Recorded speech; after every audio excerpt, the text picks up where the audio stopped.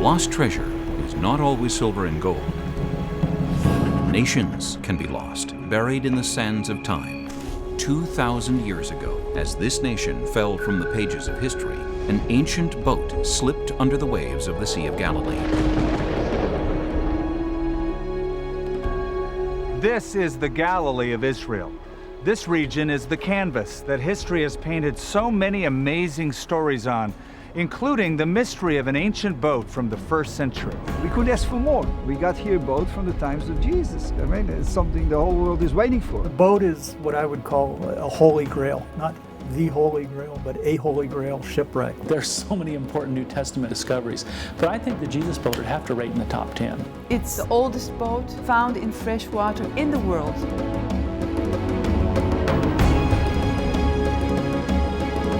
This is the first ancient boat ever found in the Sea of Galilee.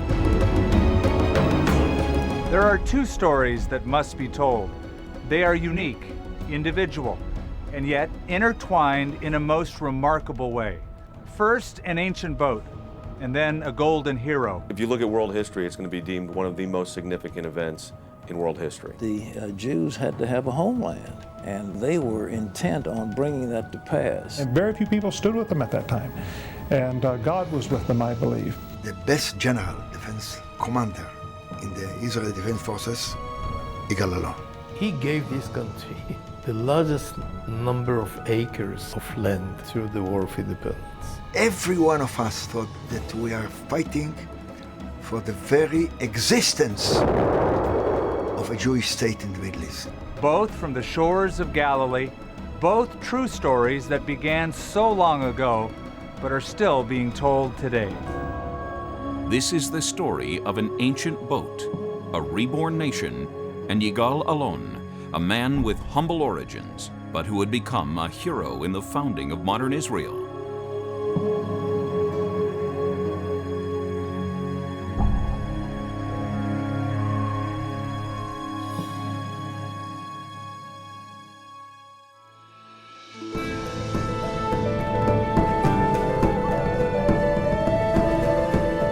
This journey takes us back 2,000 years to the days of Jesus. This is where he lived. This is exactly the kind of boat he would have used during many famous events found in the New Testament. As we explore the mystery of an ancient boat, we will discover a story that illustrates the recent history of a nation that has sunk deep into the sands of time, only to be reborn. Against all odds, after 2,000 years, a 1st century boat reappeared in the muddy shores of the Sea of Galilee. Here we have something that takes us right back to the time of Jesus. It launches us back like a time machine into the land of the Bible.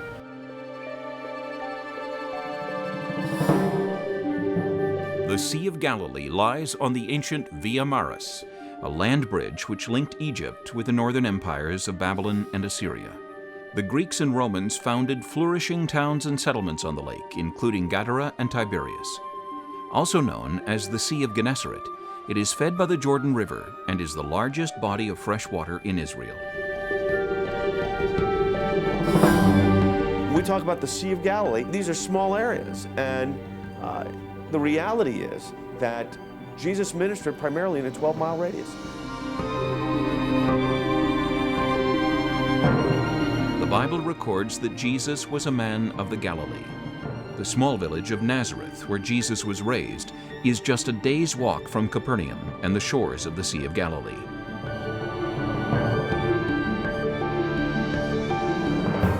This was their life. Being out on that lake, it wasn't just fun for them, although I'm sure that it was. It was also an opportunity to make a living for their family. And then Jesus entered their lives and told them, look, I'm going to do a little fishing with you. Let me go out on your boat. Let me do some teaching from your boat. But let me also show you an entirely different life than you ever imagined. Jesus liked to live in this area, particularly between here and up at Caesarea Philippi. I think Jesus felt quite comfortable in this area and didn't feel the tension and the conflict that he felt when he went down to Jerusalem. Overlooking the northern shore is the Mount of Beatitudes, where the Bible says Jesus delivered the Sermon on the Mount and chose his apostles. It was from along this shore that Jesus called simple fishermen to walk with him into history. This is the ancient boat of Galilee, an archaeological marvel, but so much more. It's a symbol, a sign, and a mystery. It draws our attention to a time when men like Peter, James, and John sailed these waters. The fishing village of Capernaum sits on the shore of the sea. The birthplace of Peter, this area was also the stage for many of the events in the life of Jesus. Sometimes we see the fisherman's life as a rough life. We see the disciples as barely eking out a living on the northern shores of the Sea of Galilee. It may be quite a different picture, in fact. The town of Capernaum was quite a hustle and bustle commercial fishing town. Some of the estates there are quite palatial. Particularly people like Peter's family were not poor fishermen, but they were supplying a major component of the food industry in the Galilee region. The description of the boat that Peter would have fished in matches exactly the one that we see today. No one can say with certainty this wasn't the boat used by the apostles.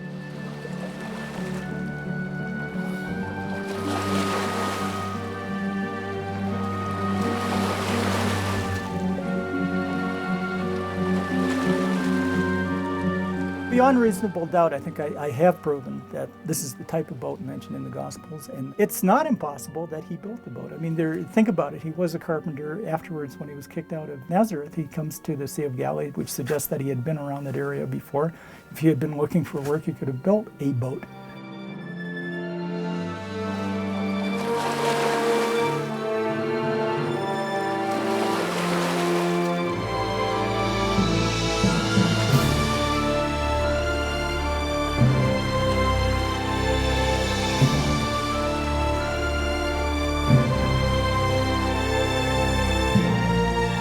Had the opportunity of seeing the boat, and it again is one of those interesting experiences.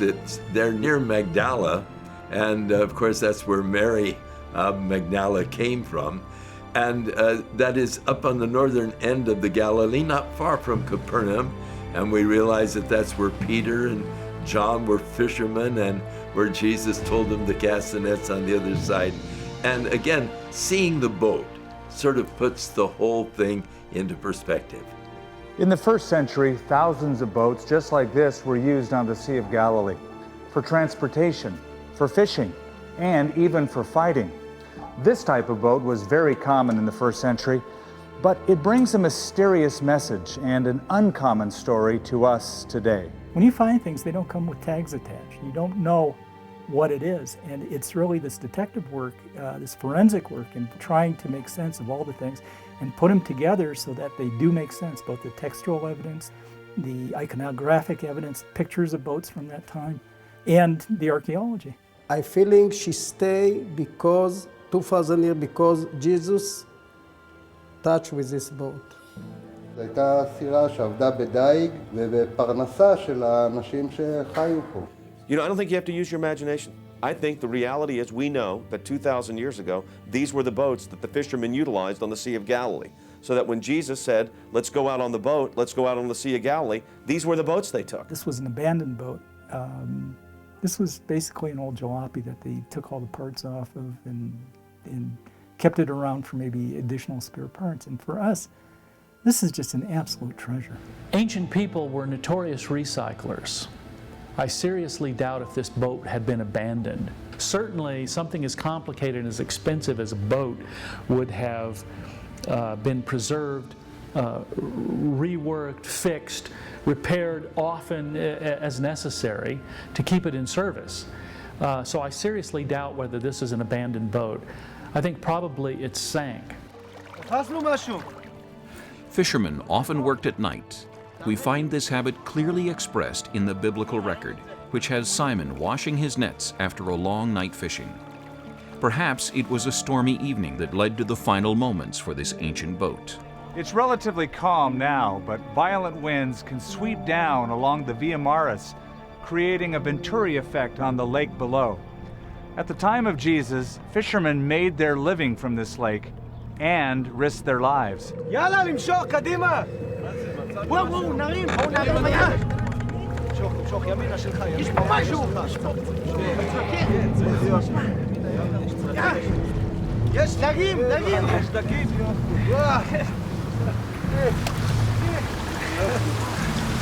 תרים מפה, תרים.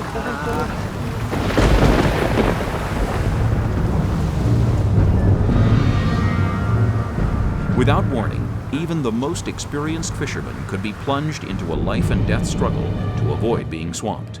2 weeks ago, the storm came quickly, and the boat, the fishermen, 2 fishermen, very experienced, the boat, and we are not finding. Let me put it this way, if you sailed in a boat like this in a storm, you probably would be very happy to have Jesus with you. The rough winds from Mount Hermon would hurtle through the mountain passes of the Golan Heights, turning the lake into a swirling, angry sea. It was probably one of these sudden storms that Jesus and the disciples encountered as recorded in Mark's story. That day when evening came, he said to his disciples, "Let us go over to the other side." Leaving the crowd behind, they took him along, just as he was in the boat. There were also other boats with him. A furious squall came up, and the waves broke over the boat so that it was nearly swamped.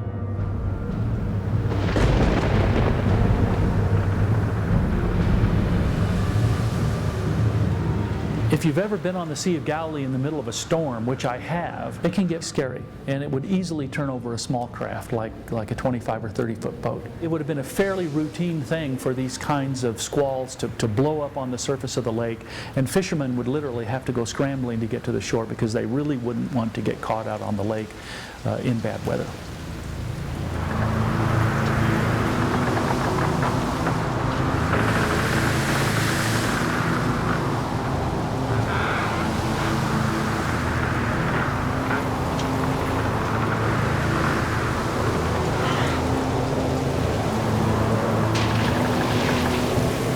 Happening there was a sharkia. It's an easterly wind that comes suddenly over the Golan Heights and then just flows down into the lake, and it can raise the worst storms on the Sea of Galilee are sharkias. It's very bizarre because first of all it flattens the water completely near shore, and the visibility of the water becomes absolutely, it's like the Red Sea, it becomes absolutely crystal clear. It's the best diving ever. But if you go out 100, 200 meters, you already start seeing whitecaps going the other way.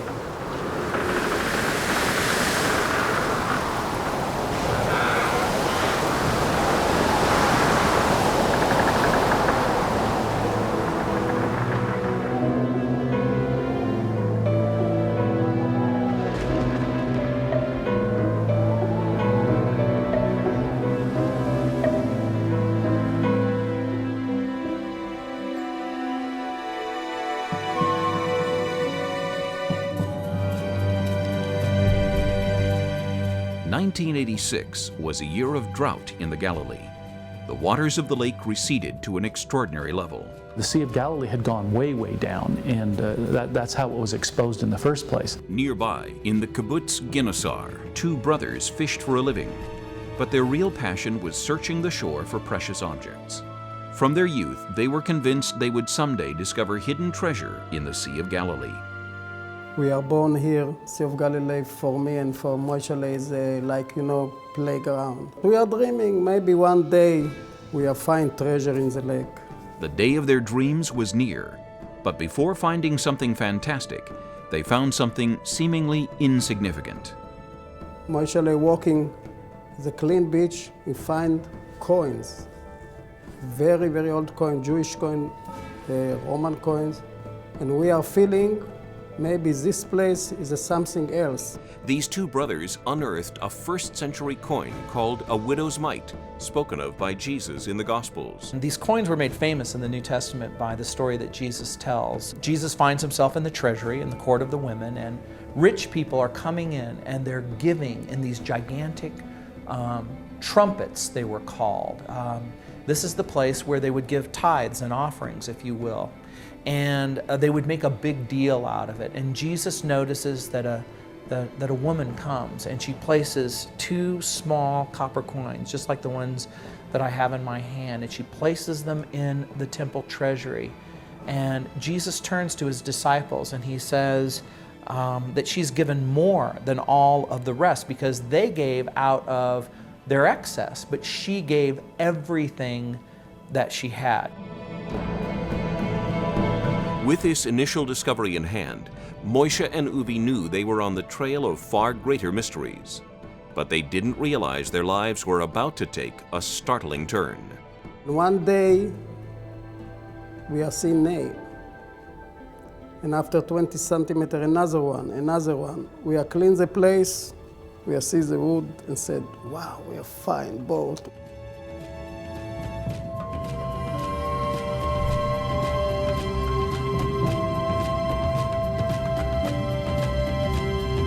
We are jumping in there. We are dancing, we are crazy. The initial examination of the site was conducted by Professor Shelley Waxman, Kurt Rava, and a young conservationist named Orna Cohen. He called me and asked me to come. I said, no chance. You will find an ancient boat at the Sea of Galilee.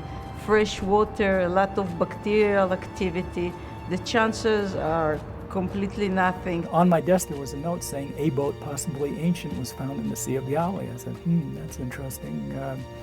So I called up, got the information. The next day I went out there with Kurt Rava. Moshe and Uvi phoned us to our base in the Mediterranean that they were looking for coins and they found pieces of wood, and we straight away it must be a chest with coins. You know, these finds are quite common. So we decided anyway to come out and check it out because they had a suspicion maybe it's part of a boat. So the next day we drove up here with our Jeep. My frame of reference was, well, where do we dive to look at this boat? And Uvi just sort of smiled and said, well, you're standing on it. And I looked down and there you could see this sort of line of wood just barely peeking out from the mud.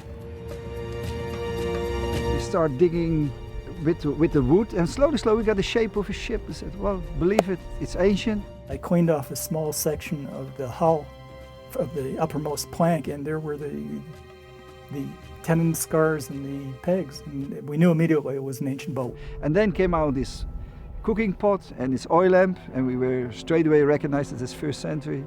So it was like we were hit by lightning, you know. We found this special connection, definitely an ancient Roman, pre-Byzantine, that means at least Roman. With the pottery, definitely Roman period. We did find an arrowhead inside the boat, and the arrowhead is of a type used by the Roman auxilia. There are exact parallels to it from Gamla, which was the next city that the Romans took after Migdal. During the excavation, when all the newspapers were headlining saying the Jesus boat had been found, we actually thought this might be one of the boats from the Battle of Migdal.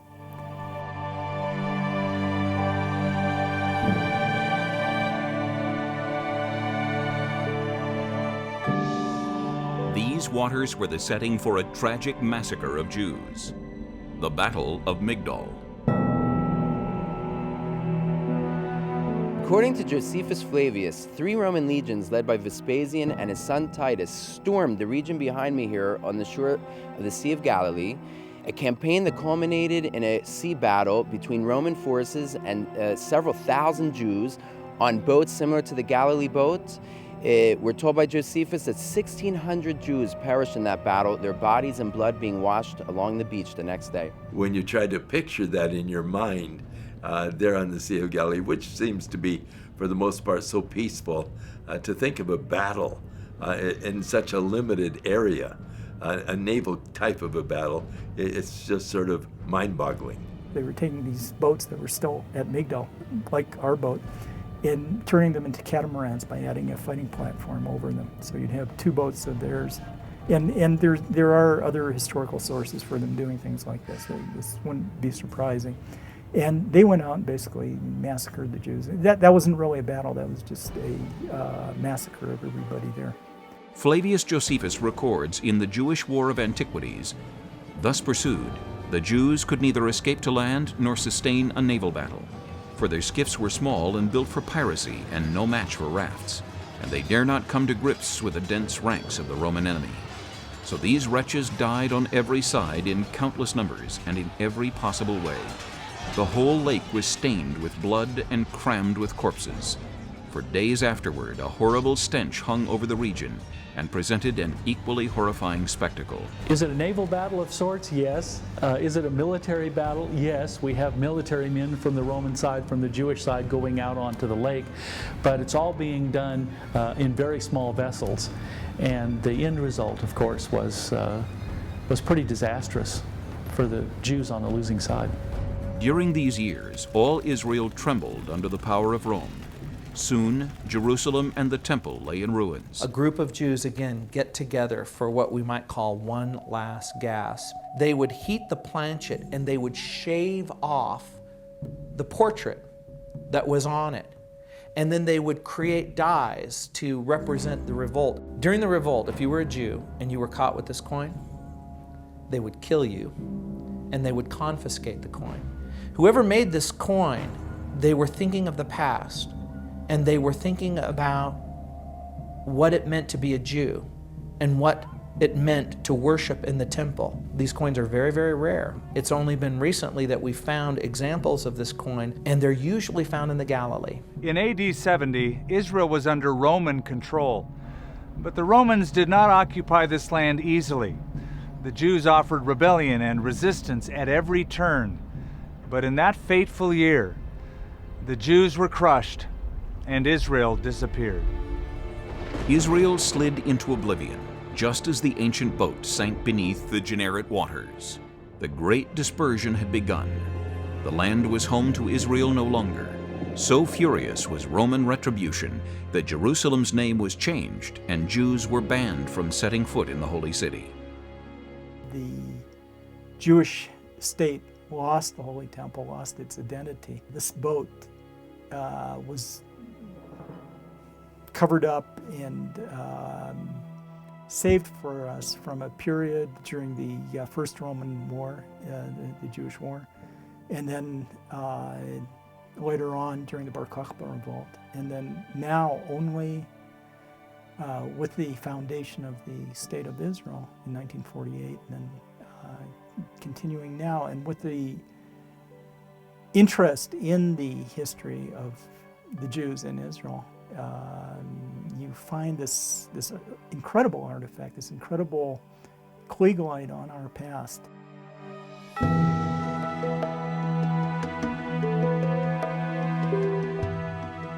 Mark Twain once penned these words: "If statistics are right, the Jews constitute but 1% of the human race. It suggests a nebulous, dim puff of stardust lost in the blaze of the Milky Way. Properly, the Jew ought hardly be heard of, but he is heard of, has always been heard of. His contributions to the world's list of great names are a way out of proportion to the weakness of his numbers, exhibiting no decadence, no infirmities of age, no dulling of his alert mind. All things are mortal but the Jew. What is the secret of his immortality?" If you look at world history, it's going to be deemed one of the most significant events in world history. Not only from a biblical base, the idea that be this reestablishment of the State of Israel, which the prophets talked about 4,000 years ago, but also the fact that it was a process that drew in world sympathy at the time. Through strength of religion, tradition, and family, the idea of Israel survived. Revival came only after the darkest of days. Zion was reborn in the shadow of the Holocaust. The Jews had lost their homes in Europe. These ghettos that they had lived in for centuries were now gone, and they come out of concentration camps with no place to go. And they go back to Israel by the boatload.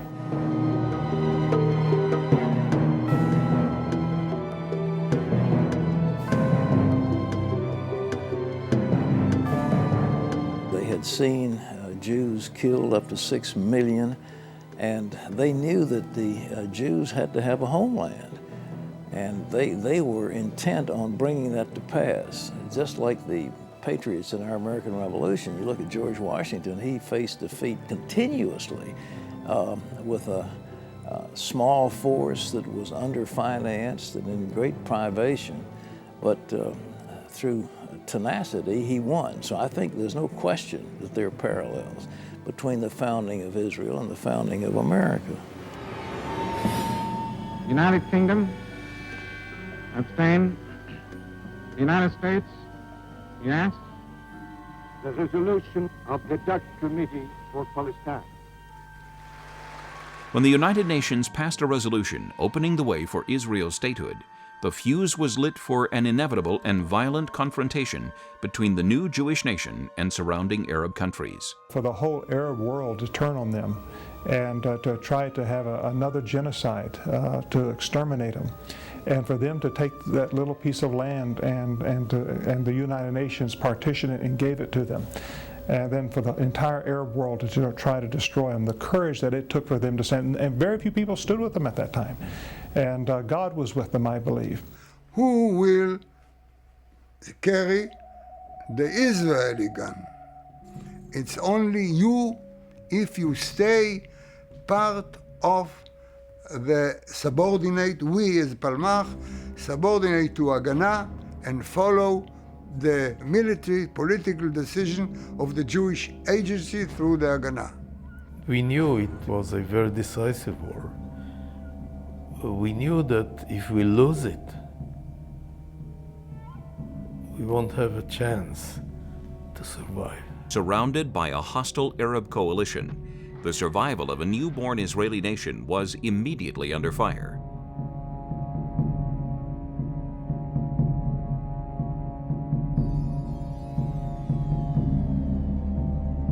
The world did recognize our right to establish a state, but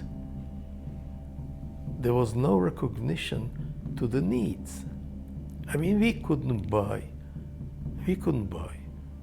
equipment, weapons, ammunition from any country.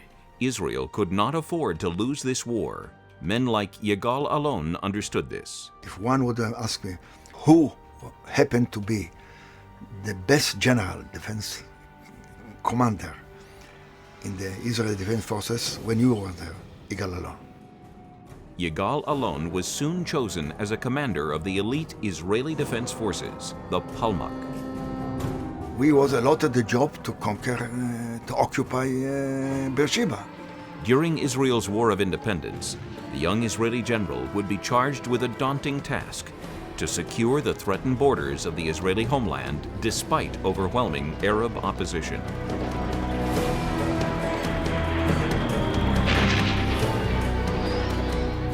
After conquering Beersheba, everything is open for us. From Beersheba, we continued.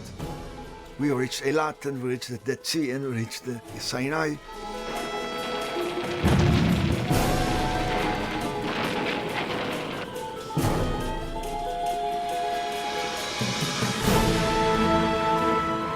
This was the most important breakpoint of the Israeli South, and we did it. The crisis that modern-day Israel endured was mirrored by what the boat recovery team experienced. Discovery was one thing, permanent rescue quite another.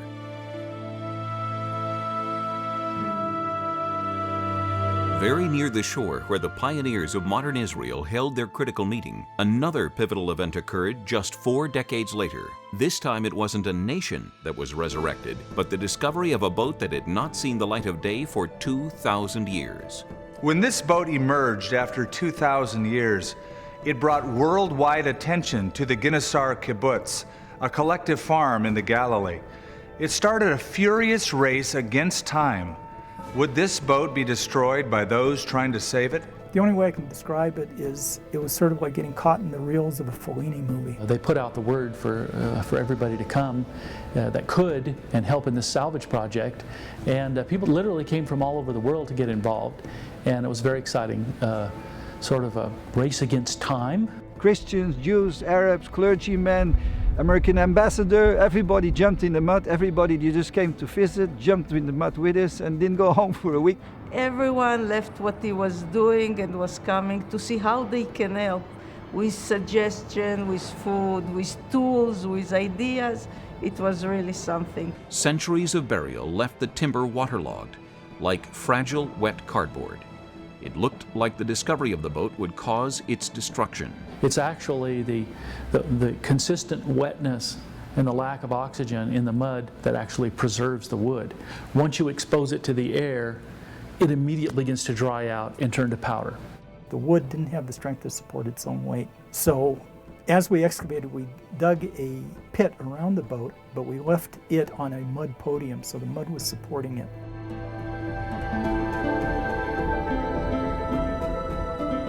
It also helped to hold it mechanically. It was so soft and fragile, because this boat is not thicker than 2 centimeters. Some of the boards are 1.5 centimeters thick. It's nothing.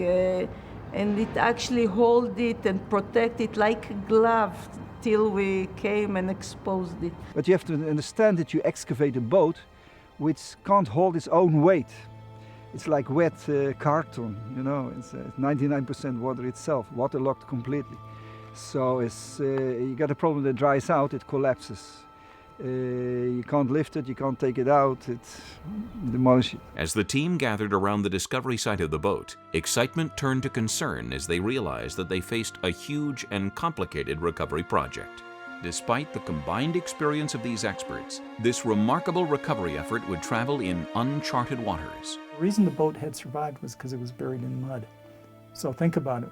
You remove the mud, you're already starting the process of harming it. So one of the concerns was keeping it wet all the time, and no matter how wet we kept it, we could see the wood was drying out. We had to get it back into water. The archaeology clean pieces at this moment. The weather change. It's very strong rain starting, it stop quickly. Sun go outside, is big rainbow. Go outside, she's so strong, she's double rainbow. The moment that the rainbow appeared, we also got the rain coming down after 4 years of drought. You know, the whole country, we couldn't even water our gardens or wash our cars because it's forbidden by law, because there was not enough drinking water even. So from that moment, it was this blessing from the sky, this double rainbow, like in the Bible, in Noah and so on. And also the rain stopped pouring. So everything was magic, and we looked at each other, and we just met, you know, Moshe, and we looked at each other's eyes and said, wow, isn't this magic? I don't think Spielberg could have done better. I mean, it was like you had ordered it from Central Casting. First time they talked about it, I was laughing. I said, okay, it's the Sea of Galilee. Occasionally there are rainbows around. When this rainbow kept pumping on every critical moment we had with this boat, I started to believe in it too. The boat that emerged from the seashore dig was a masterpiece. 27 feet long and 7.5 feet wide, the boat was constructed of 12 different types of local wood. Never before in the world so many different types of wood have been conserved in one project. The task of moving a vessel like this to a conservation tank brought challenges that had never been faced before. Ingeniously covering the boat with polyurethane foam, the next step was breathtaking. The boat could sail again. Here you have a boat that's been sitting in the mud for 2,000 years and unknown to anyone, and yet here it is now back out floating on the Sea of Galilee. The dike breaks open, the water flows in, and it will hold, break apart, that's it, you know. And here the whole thing resurrected itself after 2,000 years out, comes out of its grave, its watery grave, and it floats again over the Sea of Galilee. Like 2,000 years ago. I mean, that's magic. I mean, never done before. 2,000 years ago, an unknown sailor took a final voyage on this vessel. On that day, he could not have imagined that this boat would ever sail again, but it did. And history was made when Orna Cohen floated on the boat to its new home. I remember during the excavation, I thought everything in my life that I've ever done led me to the moment that I could direct this project. After 2,000 years of dormancy, the ancient boat floated towards the pier at Kibbutz Ginosar. A conservation pool had been constructed near the Yigal Allon Museum right on the lakeshore. With the whole world watching, the delicate process transitioned from recovery project to preservation process. The boat was out of its watery grave, but it was not out of danger, not yet. Just when the team had overcome so much in the rescue process, danger came from a small but deadly source. Parasites were eating the boat. Now we go into history as the archaeologists that destroyed the Jesus boat with worms, that's defeated by the worms. The experts in preservation couldn't give us an idea how to get rid of them. And then I remember Moshe was standing all the time in the corner, the fisherman from the Sea of Galilee. And he comes up to us and said, "You guys, doctors, professors, you don't know anything about life. I will do it tomorrow morning. Doesn't cost money, no pollution, no nothing. Don't worry, I find a way." So he comes up with his buckets with goldfish, put them in the water, and they saved the boat.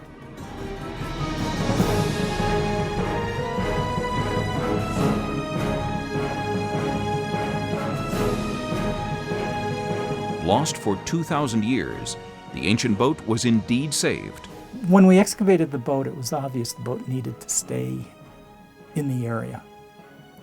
Putting this boat in, say, the museum in Jerusalem, where most tourists go to see, more people would see it perhaps, but it needed to be in the context of where it was found, where it had lived its life. And to have a museum just a couple hundred meters away that was so emotionally connected to the boat, because all the people who worked in the museum and on the kibbutz had worked on the boat. I mean, it was literally a no-brainer that the Department of Antiquities had to leave the boat. They had to place the boat there.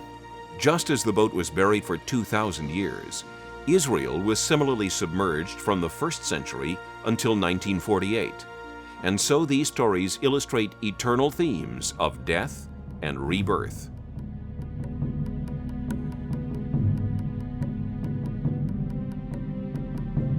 Today, the boat is preserved in the Yigal Allon Man of the Galilee Museum. And so, in posterity, these two stories reside together. Did it wait for this place to be here for her, for it? Is it because of my father? Is it because of this museum and what it stands for, what it does, the educational, And that is a question that I answered, well, I'd like to think it is. Yigal Allon has not been with us for 28 years, but his legacy proudly lives on in the pages of Israel's history. He and his peers were instrumental in developing Israel's active defense doctrine. As commander of the Palmach, he shaped the fighting spirit and moral codes which served as the guiding light for the Israel Defense Forces and still do to this very day. In 1948, he was the commander of the war. That's it. And I mean, the one sentence that people like to quote Ben-Gurion telling him, you are the one that we have to thank the most for our borders. He gave this country the largest number of acres of land through the War of Independence. Yigal Allon's father came from Russia, while his mother's ancestors had been in the land of Israel for centuries, serving as rabbis in an ancient Upper Galilee village. A deep and lasting relationship existed between the family and their farmland. More than ownership, a nearly mystical bond existed. Not only did their livelihood spring from the farm, but their identity did as well. The Allon plan basically was looking for a way to defend the state of Israel, but to try and find ways of compromise. He grew up in a village in the Lower Galilee. He spoke Arabic very well. He knew Arabs. He understood them. Yigal's development as a young man was framed by the constant life and death struggle between Jews and Arabs over possession of the land. This conflict would dominate his life to its very end. Fluent in both Hebrew and Arabic, Yigal sought peace and looked past the differences in his neighbors. But he did not hesitate to answer the call to arms. And that call came very soon. In 1945, Allon became the commander of the Palmach, an elite unit of the Haganah, the legal army of the Jewish community. The Palmach was established as part of the Haganah in 1941 due to fears of a German invasion of Palestine. The social framework created by the Palmach was considered to be the core of the Sabra, or native-born Israeli. Palmach leaders included Moshe Dayan, Yitzhak Rabin, and Yigal Allon. At Ginosar, by the northeastern shore of the Galilee, Yigal Allon and early Palmach leaders met under a grove of trees to plan the path to an independent Israel. Who would have imagined that the founding fathers of a modern Jewish state would meet not far from where the ancient boat would be discovered? They had hardly any weapons at all, and none of the modern sophisticated weapons we're familiar with now. But somehow or other, by sheer courage and the grace of God, they were able to claw their way into a victory and amaze their Arab enemies. I say this as being an Israeli and having lived in Israel for 22 years. There's this go-to, can-do attitude that it doesn't matter what the problem is, we will succeed at overcoming it with chewing gum and baling wire. And this is basically the way we did the excavation. Everything was on, I call it walking on girders. Imagine somebody walking on a girder on the 100th floor, and you have to step off that girder to get to the next one. You have to believe the next one's there when you put your foot down. A fragile boat emerged from its lakeside grave. It brought with it lessons from another time, a symbol illustrating the life, death, and rebirth of Israel.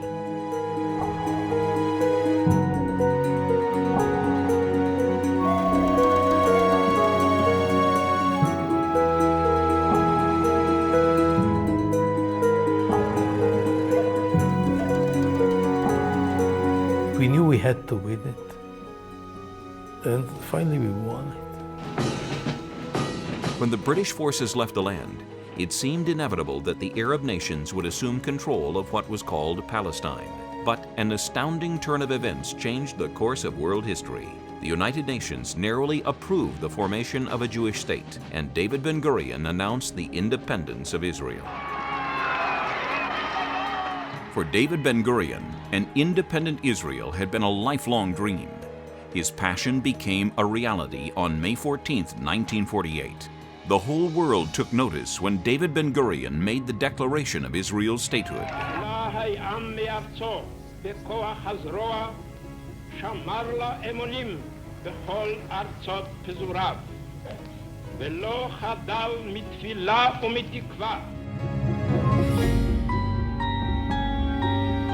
At the end of the Israeli War of Independence, no military leader was better known than Yigal Allon, a former commander of the elite Palmach unit. Allon, a broad-shouldered Sabra, coordinated the battles for the eastern Galilee and the road to Jerusalem. He masterminded the defeat of the Egyptian army in the south and captured Eilat. He was, according to one biographer, Israel's golden boy. He fought in the Galilee. He fought in the center of the country, and he fought the Egyptians as commander of the southern front. For us, Yigal was example to follow. I was arrested while smuggling Jews from Syria to Israel. And I spent 10 months in the Trun. It was a concentration camp.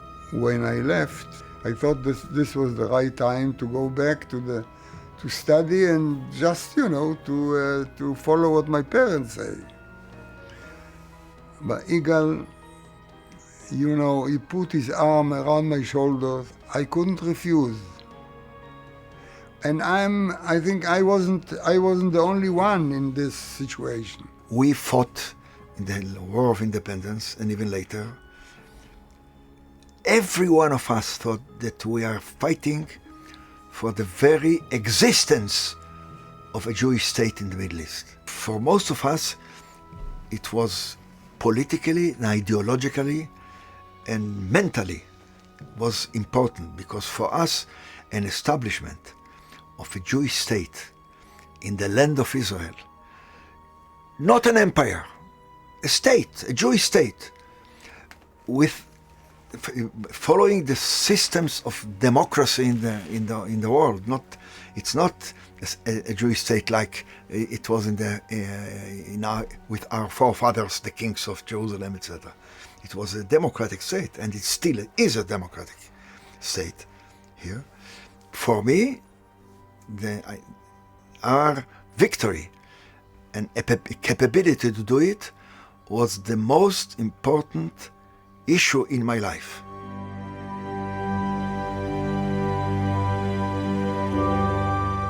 The Galilee leads both to the past and the future, because this region remains the crossroads of the Middle East, just as it has been for all of recorded history. However this boat came to sink in the Sea of Galilee, there is no controversy over how it was discovered. This miraculous story needs no help to ignite our imaginations and touch our hearts. Millions of visitors from the world over come to the Galilee to walk where Jesus walked, to see history come to life, and to ponder the meaning of ancient events that still speak today. Every time I've been, it has come alive. You learn something new, you see something for the first time, and of course the people of the land, it's very special. When you've been to the Galilee and you've been on the Sea of Galilee, it just does something to you. As you read the scripture, you're always thinking of those mental pictures you took when you were there.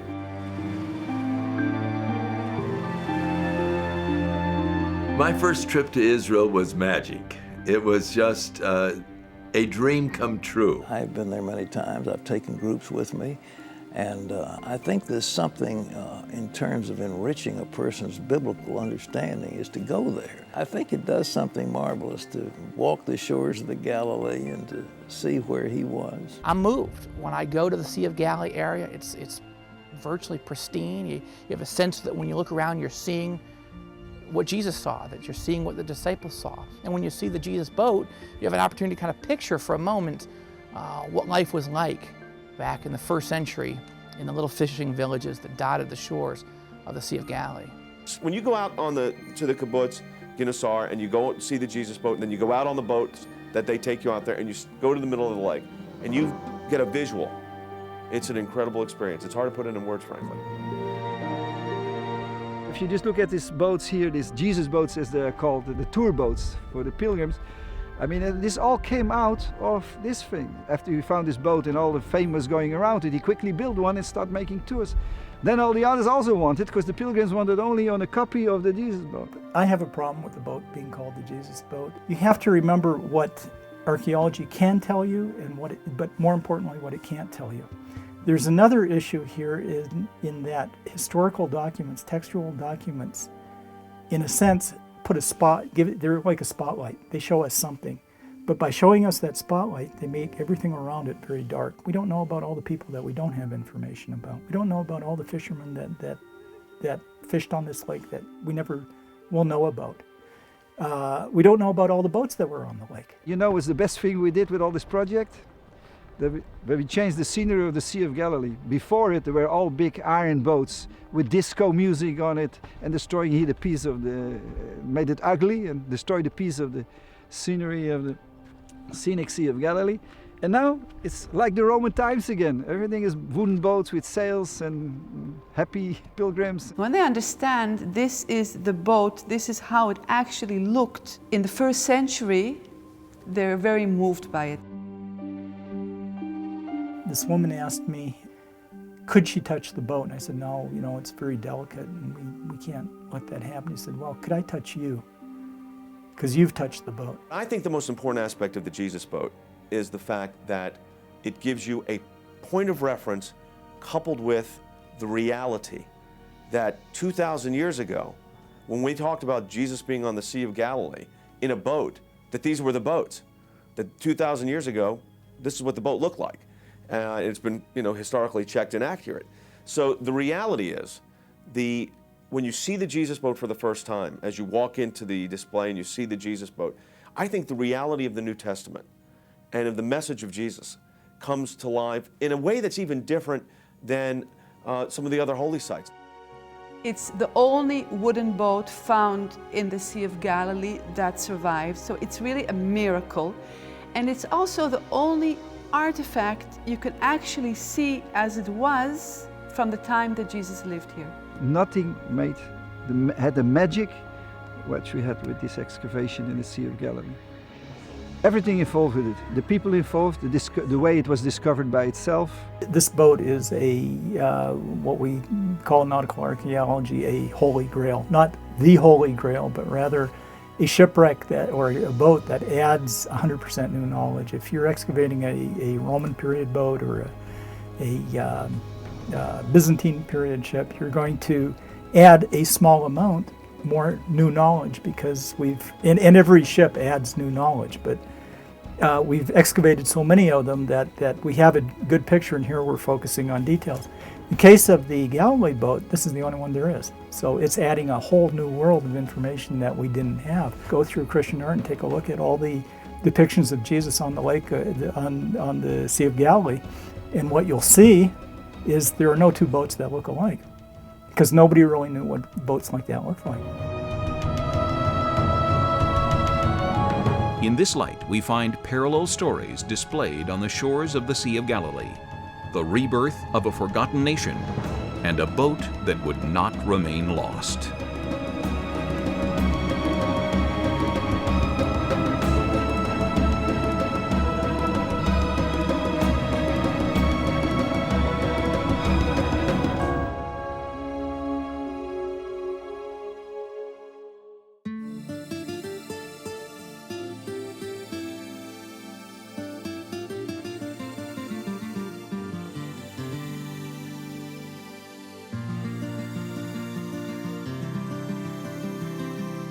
She shimmers in the morning light, as she's done for countless years.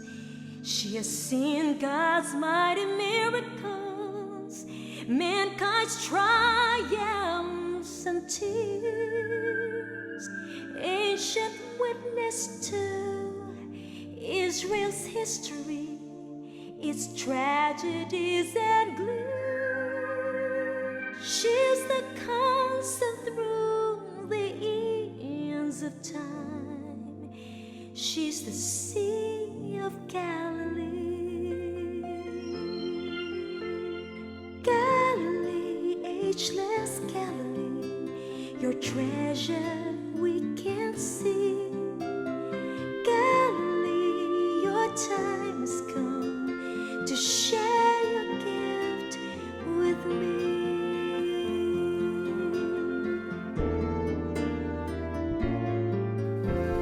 Just underneath her muddy banks, late history's hidden prize.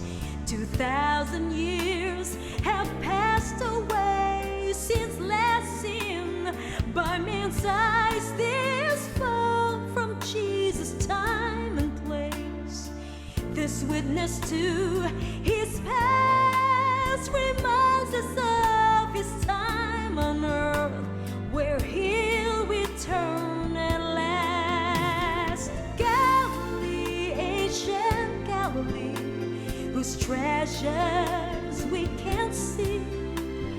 Galilee, your time